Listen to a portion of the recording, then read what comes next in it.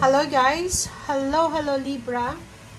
Welcome Libra dito sa aking channel, Kapalaran 888. Welcome. Alamin natin kung anong messages, vibration, gabay energy para sa lahat to ng Libra. Okay Libra, first card mo is cooperation instead of competition. Libra, ikaw ba ay medyo nakakaramdam ng konting insecurities? Dito sinasabi, huwag kang mag-alala. Like, alam ba Libra, nakikita mo yung kamag-anak mo, umaasenso sila sa buhay, kaibigan, yun, family, relatives. Huwag kang mainggit, huwag kang ma-insecure, kasi yung blessings nila na nakukuha sa ngayon, sabihin na nating advance yon kasi nauna sila. Pero, para sa kanila yon. Hindi ibig sabihin na, halimbawa ganito yon. May mga kaibigan tayo na naunang yumaman sa inyo. Naunang nakapagpatayo ng bahay, bumili ng sasakyan, ganito, ganyan. Tapos, kayo, nag-wonder kayo, bakit kaya wala ako nung ganun?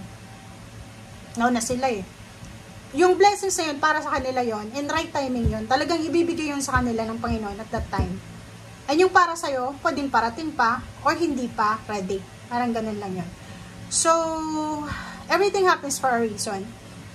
Napakalawak ng biyaya. Bountiful yung blessings. Hindi tayo mauubusan. Lahat tayo meron. So, isipin mo, para maalis yung konting inggit sa katawan mo, or inggit sa pakiramdam mo. Pero usually, hindi naman inggitero yung Libra. Pero, tao ka lang, human being, may mga times na medyo makakaramdam ka ng inggit. Dito sinasabi na, hindi mo kailangan ma-insecure, makipag-compete, dahil may abundance para sa ating lahat. Okay? Sinasabi dito na may complete access ka daw para sa unlimited abundance na para sa'yo lamang. Yung para sa kanila yan. Yung para sa'yo yan. Okay? So, instead na mainggit tayo, palakpakan na lang natin yung mga success nila.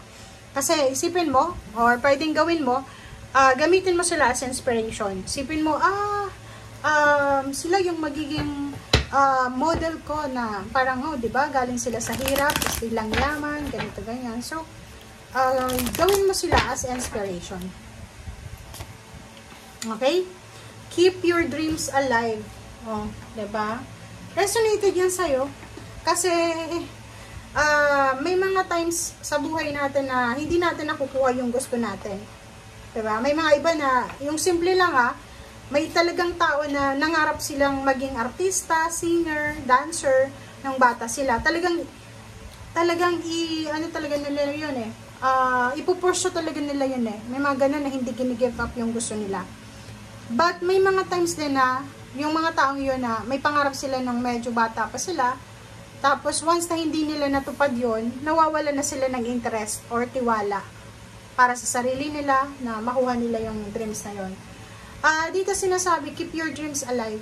Okay? Makuha mo man ito ngayon, bukas, makalawa. Basta sinasabi ko sa'yo, napakalawak ng abundance sa langit. So, lahat tayo mabibigyan. Ano lang yan eh. Hindi yan sa unahan. Timing yan. Diba?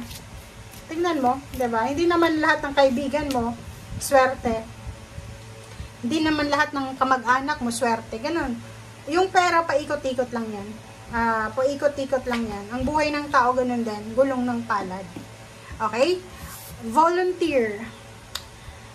If ever man may mga Libra na naboboring na sa buhay nila, nasa bahay lang, retired ka na, walang ginagawa, isa sa mga possible na pastime na pwede mong magawa is yung pag-volunteer sa komunidad, sa barangay nyo, sa community nyo, like maglinis ng kalye, diba? Sali ka dun sa tupad,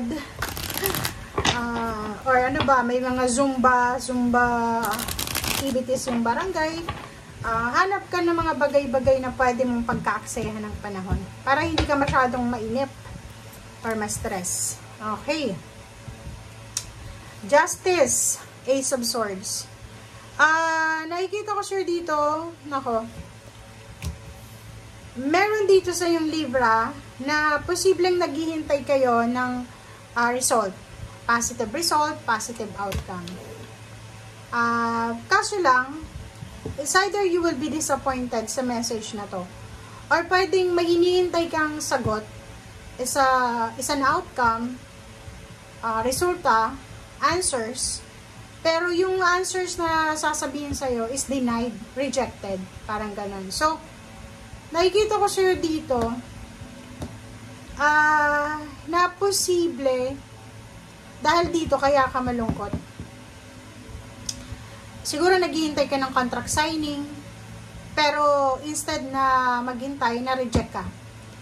Naghihintay ka ng result, is either medical result, negative yung result, parang ganun. So, wow, nakikita ko sir dito na mas lalo ka dapat na maging motivated, mas lalo ka dapat na magsipag, maging determinado, maging motivated, lalo na in times na rejected ka. Okay? Kasi dito parang nakikita ko, dahil sa rejection, dahil sa hindi mo nakuha yung gusto mo, pinanghihinaan ka ng loob, which is, hindi yun makakatulong sa'yo. Gamitin mo yung rejection mo as a stepping stone para ilaban talaga kung ano yung gusto mo. Okay? Kasi kung makikita mo dito, sinasabi sa'yo na ang ending pa rin, kung ano mang hinihintay mo, okay? Gusto mong makaalis sa takbo ng buhay mo sa ngayon, gusto mong matahimik yung buhay mo, di ba? Naghihintay ka niyan eh. It's either pera yung hinihintay mo, it's either salary increase, higher position, it's either naghihintay ka ng ng proposal, or naghihintay ka, basta resulta to na hinihintay mo. Sinasabi ng bara, huwag kang mag-alala. Kasi, kung ano man to na result na nakuha mo na rejection, iikot yung wheel of fortune. Pwedeng na-reject ka several months ago, or pwedeng ngayon mismo. Huwag kang mag-alala kasi yung rejection na yan, hindi naman yan permanent na rejection. Sinasabi sir dito na lahat ng pain and heartaches, losses na nangyari sa buhay mo, ay ibabalik yan sa'yo ng universe. Nakita mo dito yung Emperor, yung mga nasira na imbalance sa buhay mo ay posibleng ibalik sa'yo ng universe. Financially, spiritually, nakikita ko sir dito na lahat ng mga wishes mo, financial wishes, financial dreams, goals sa buhay, kung ito ay hindi mo i-let go, kung ito ay ipaglalaban mo, makukuha mo to sa bandang huli. Kasi itong Emperor na to, sinasabi na yung stability ng buhay natin, nakadepende yon sa kung ano yung mindset natin sa ngayon. Kung pinanghihinayaan ka ng loob, tapos nakikita ka ng mga tao sa paligid mo, lalo pamilya mo, panghihinaan din sila ng loob. So, dito sinasabi na, keep going. Okay? Keep going. Ano man itong rejection na pinagdadaanan mo sa ngayon, ayos lang yan. Lahat naman tayo na dumadaan sa rejection. Kung hindi ka matanggap sa trabaho, kung kulang yung requirements mo, bumagsak ka sa medical, wow, okay lang yun. Lahat ng nangyayari dito sa mundo ay may rason. Okay? Thank you guys. Bye!